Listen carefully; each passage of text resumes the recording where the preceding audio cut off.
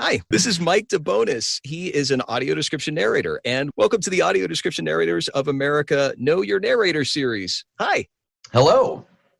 This is so good to have you. Your credit list for audio description narration is incredibly great. Oh, thanks, man.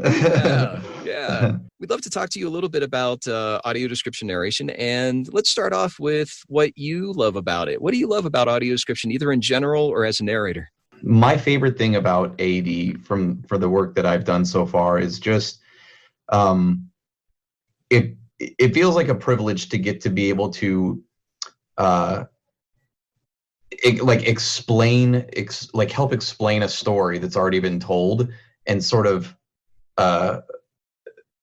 basically I feel like I get to be kind of on the sidelines, like assisting the story along and like participating on it, like in it, almost like a commentator, like a sports commentator. It's just like, all right, and the ball is in play. All right, let's be quiet for a moment. And like, it's so cool. And just getting to like watch so many of these great films that I've loved over the years, and getting to just help contribute and bring it to another aspect of the audience, the movie and TV audiences. It's pretty fantastic. I love it. I love getting to be part of the narration for these projects. Very cool. And it sounds like you've done some titles that were archived or maybe library titles, as well as some current releases. Is there any difference between the two of those as far as what you do?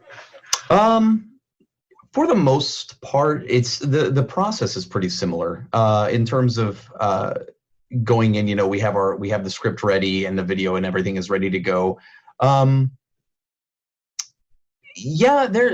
think for like between the catalogs and the new theatricals and the Netflix things and projects like that, the process has been pretty similar across the board for me, at least in my experience.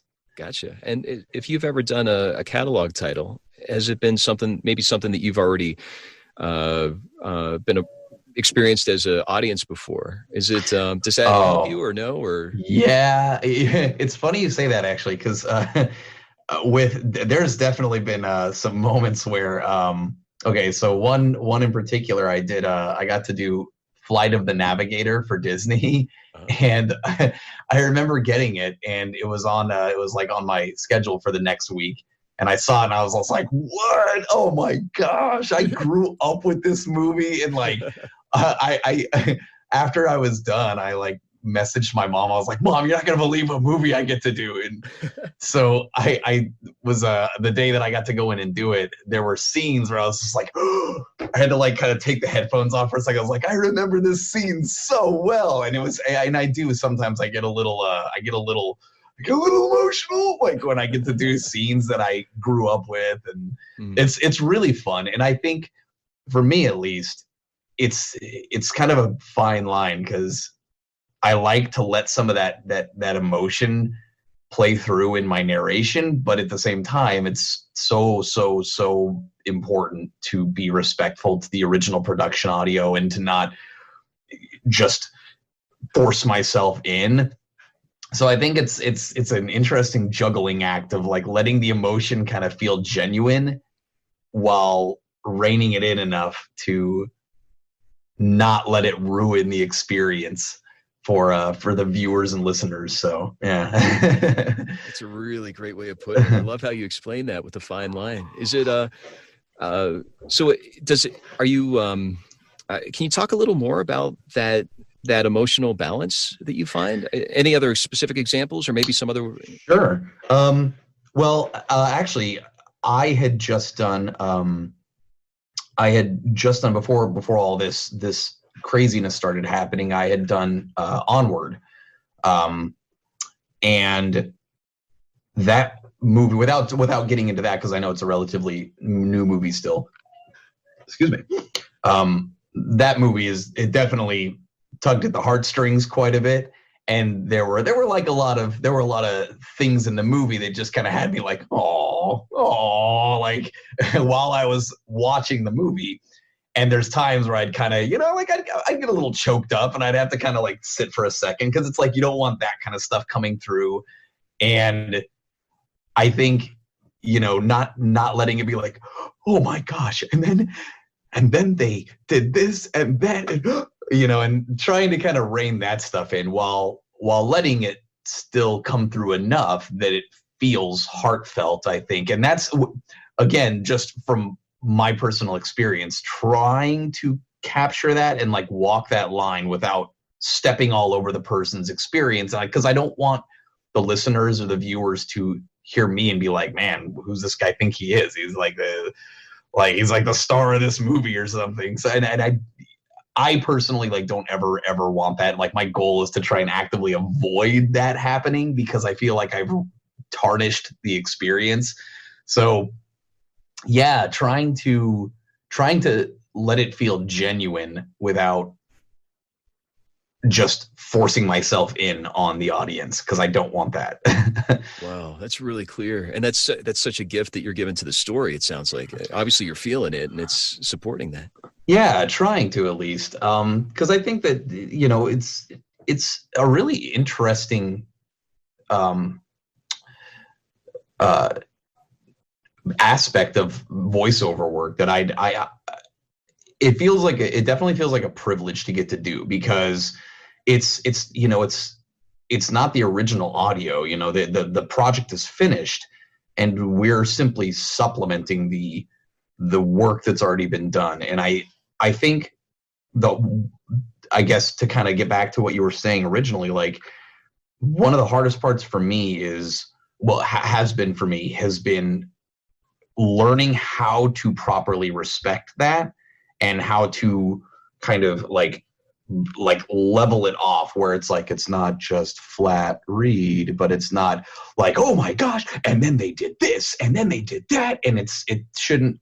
I always feel like I'm detracting, and I actually had to kind of work through that for a little while, where I even had to talk with some of the our coordinators at the studio, and yeah, they were like, just you can go a little up and a little down, but remember to kind of strike that balance. And I definitely remember that resonating with me for a while. And so I made it a point, especially all of like last year, because this would be like my third year going into AD. So last year was like a big year for me on like trying to like really listen and find that middle ground. And so it's really hard. It's like a really hard thing to do, and it's cool. It's like a really exciting thing to do. So yeah.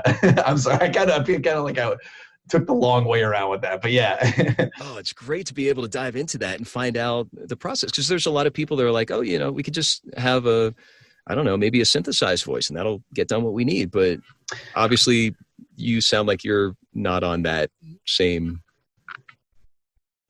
kind of perspective.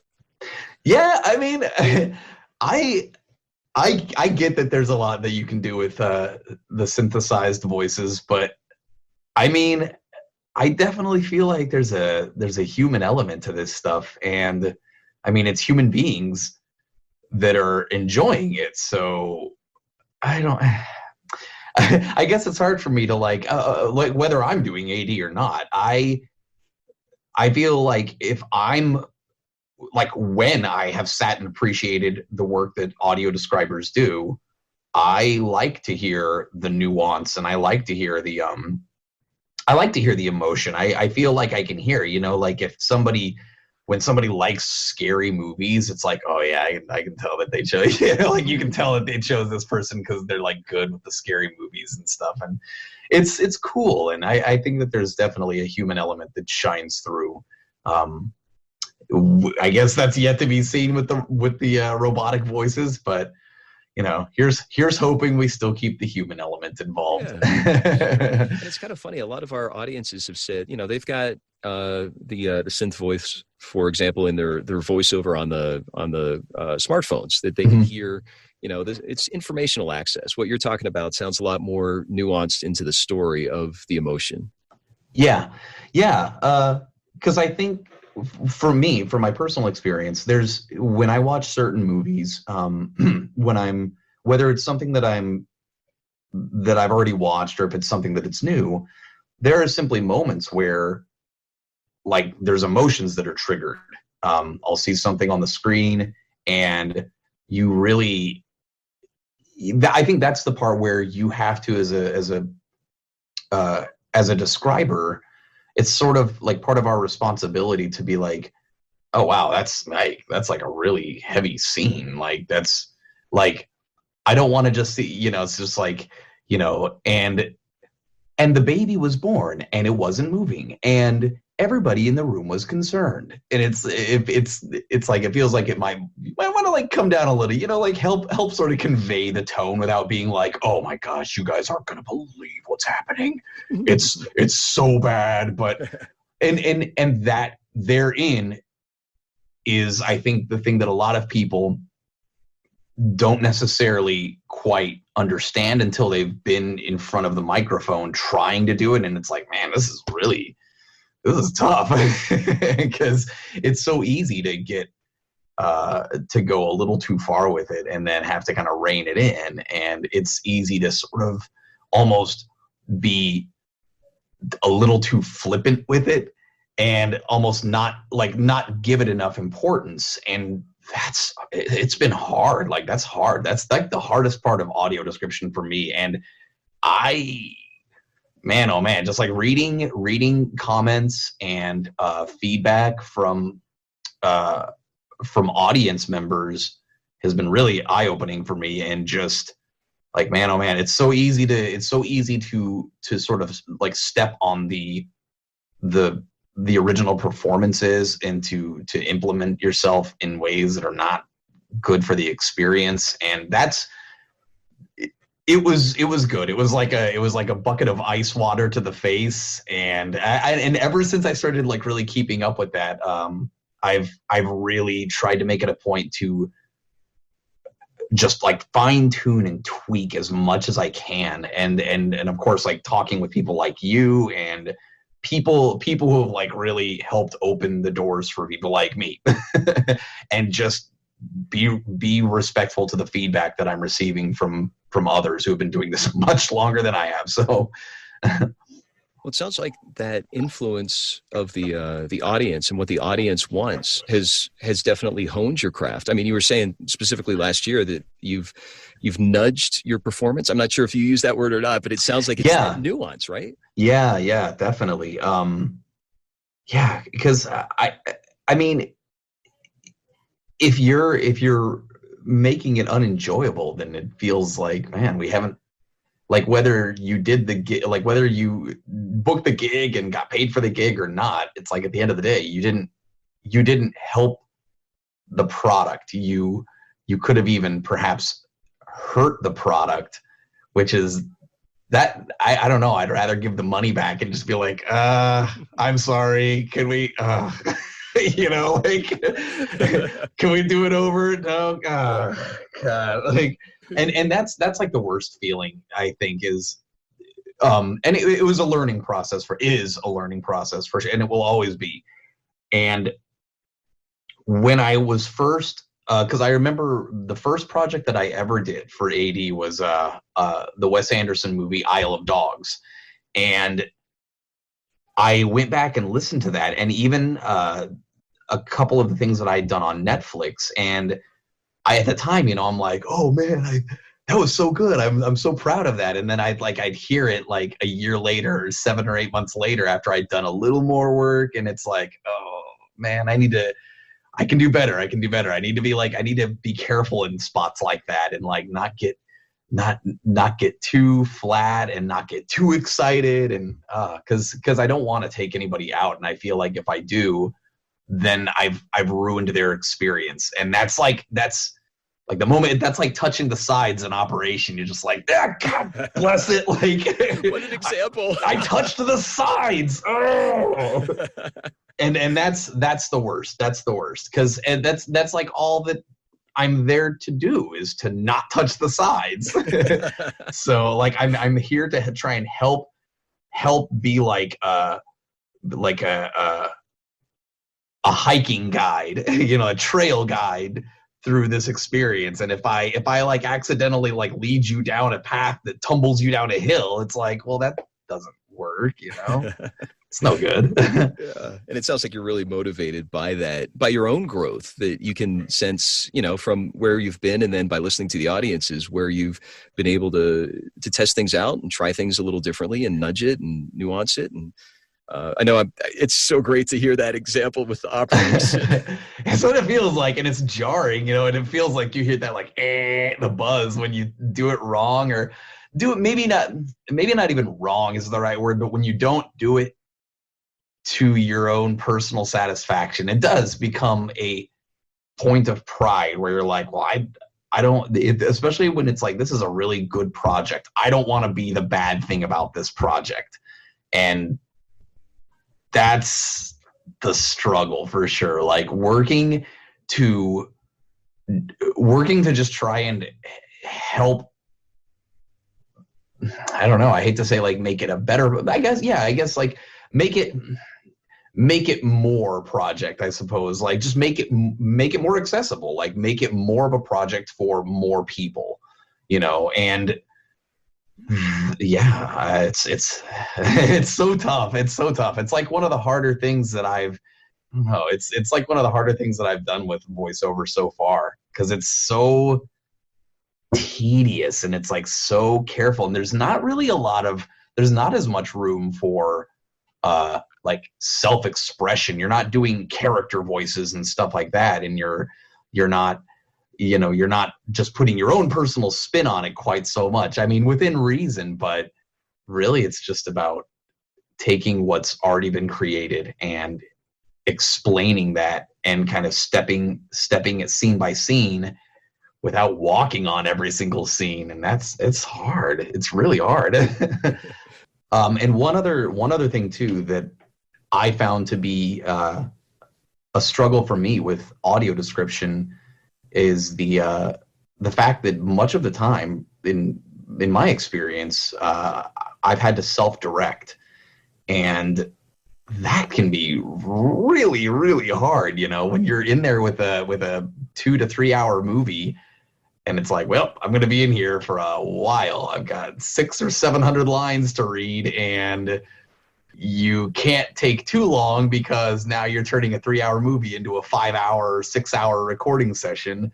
But you don't want to just be like flying through every line, because now you're stumbling over and it's so easy to try and read something within it, because it's so similar to the format is so similar to like dubbing, for instance, where it's like you get like 1, 2, 3, boom, and you know you've got to cover everything before it slides to the other side of the screen, and so you're trying to like read it and kind of go and read it, and it's so easy to like stumble over something halfway through, and it's like, oh my gosh, like I've got to start it all over again. And just trying to get to the point where it's like it has to be quality without these like tiny little mistakes and stuff in it, and like you have to learn how to like hear it and be like, no, that was fine, that's okay. And especially when it's like we're gonna have pickups for this, so that's not going to be the final audio anyway. Knowing that and like being able to kind of balance between the two, because man, oh man, some of those, if you let it go, like if you make a mistake every single line, it's like, well, now you're going to have 600 pickups. That's not really any better. So you got to still get a good read your first time through without I remember one of the best feelings, and it's like the little things, man. Like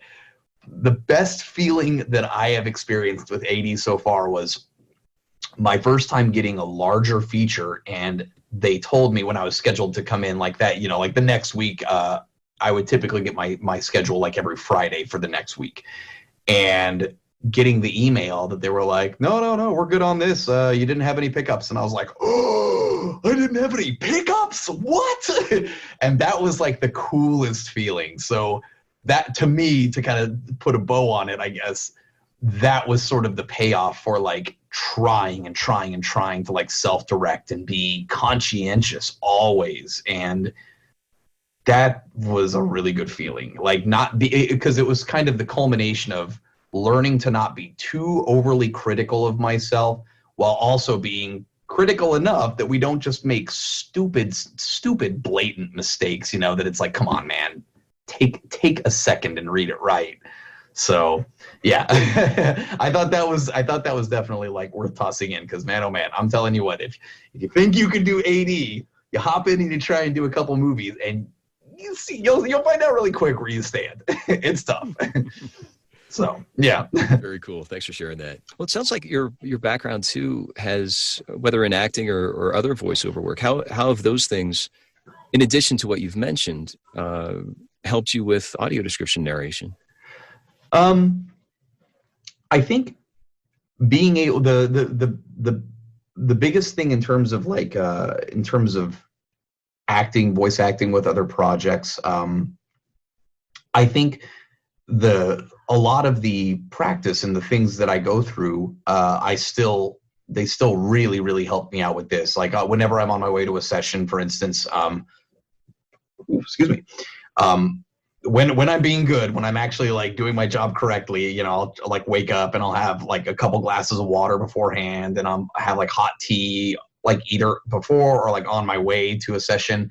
And I like to chew gum on my way to a session, because it just gets my jaw moving, and it helps me with things like plosives and all that kind of stuff. Like the weird mouth noises, those are weird and they kill me.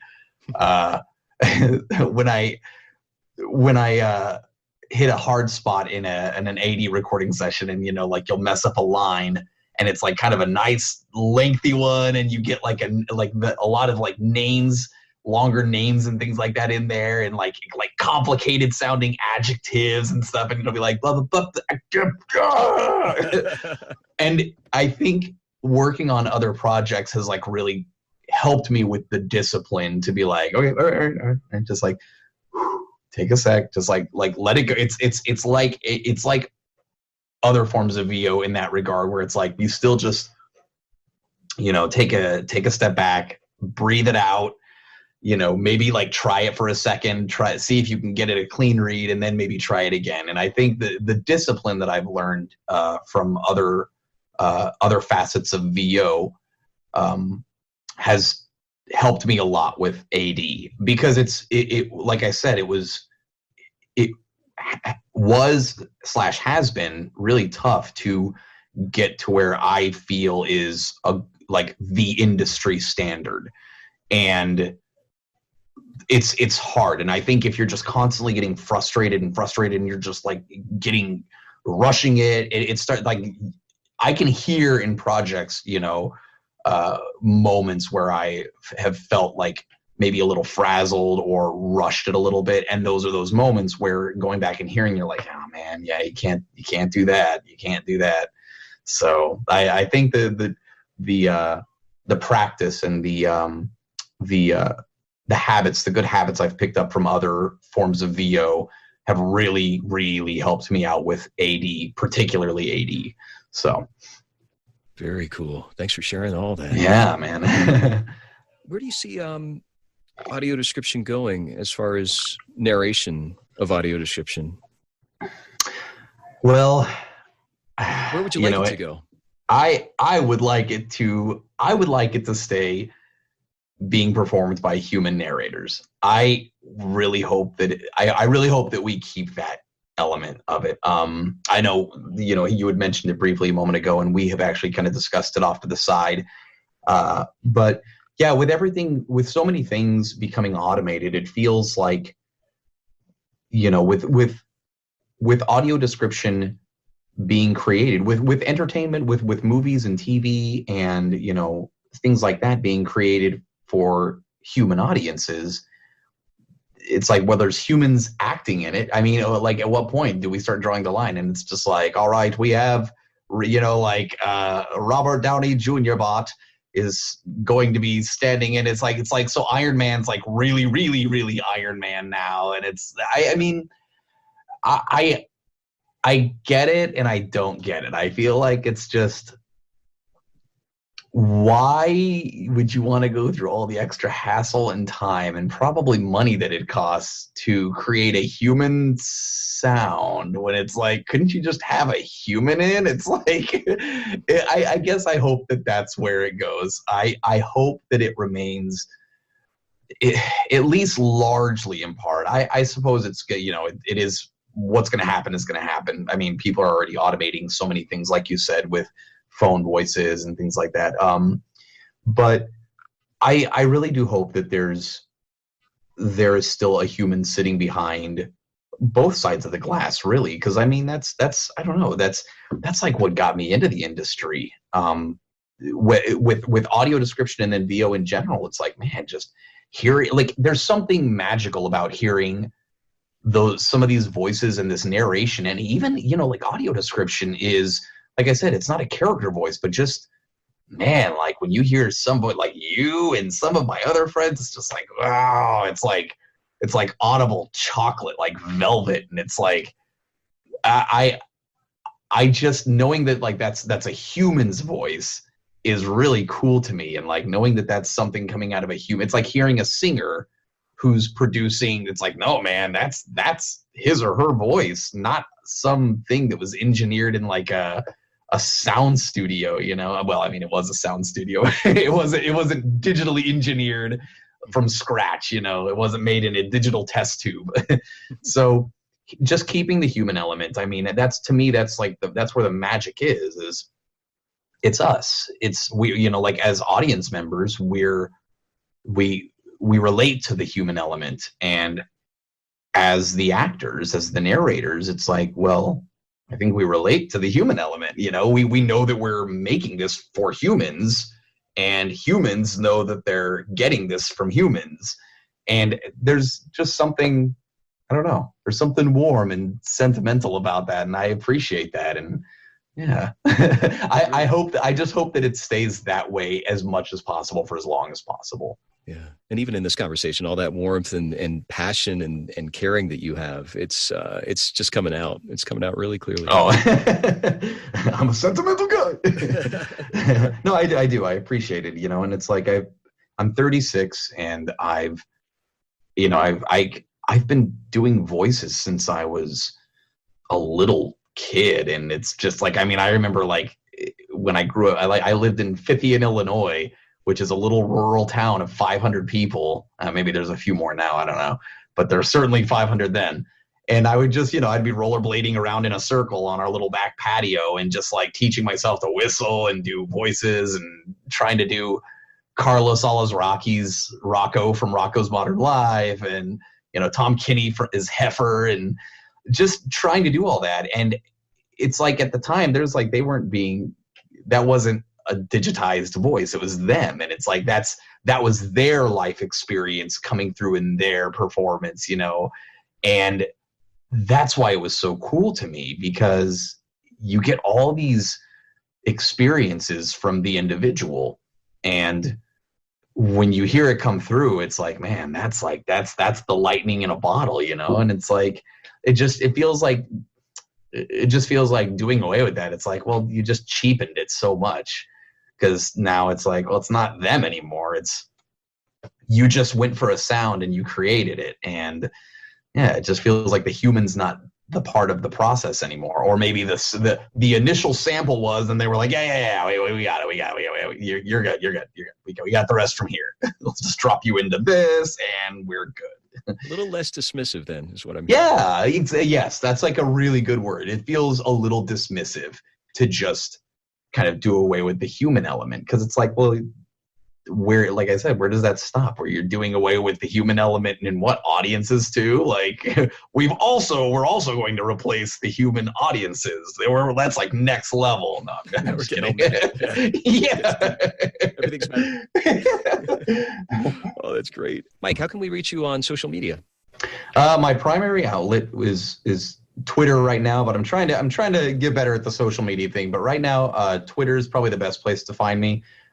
Mike Debo VO. So Mike DEBO VO, and you'll know it's me because there'll be a silly picture of, you know, this father time beard, and, cheesing on the microphone. So yeah, Very and cool. the big Street Fighter 5 marquee. Do you have that alt text in the image for a blinded audience to know what it looks like? I need to upgrade that stuff. Yeah, no, I do not. And that is exactly why I'm on here, because I need to get put in check for things like that. So I gotta step my game up. But thank you very much, because that is something that I will work on. So yeah. Definitely awesome. I will work on that. Very cool. Yeah. Well, thanks so much, Mike. Anything else? Any final thoughts that you want to share? Man, support your AD artists, because man, we need it and we love it, and you're why we do this. So yeah, I think that's what I would say. Just keep it alive and keep supporting it, and please keep giving feedback, because if I also feel like without feedback from our community, from our peers, we don't know if we're doing a good job or not. So I mean, you're our reason for doing it. So please just stay vocal about it and let us know, because that's, for me personally, like that's how I am going to keep trying to do better and better and better until they turn me into a soundboard. Thanks for sharing that, Mike. Yeah, thank you for having me so much, Roy. This was awesome.